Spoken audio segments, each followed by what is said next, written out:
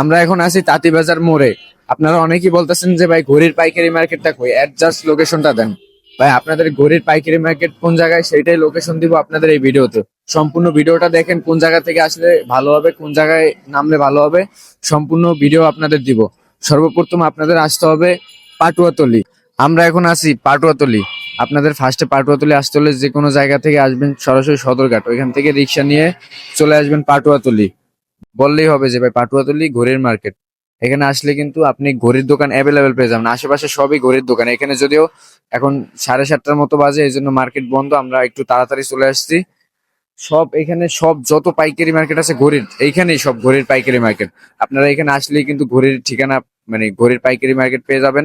আপনারা এখান থেকে যে কোনো পাইকারি মাল নিতে পারবেন ঘড়ি।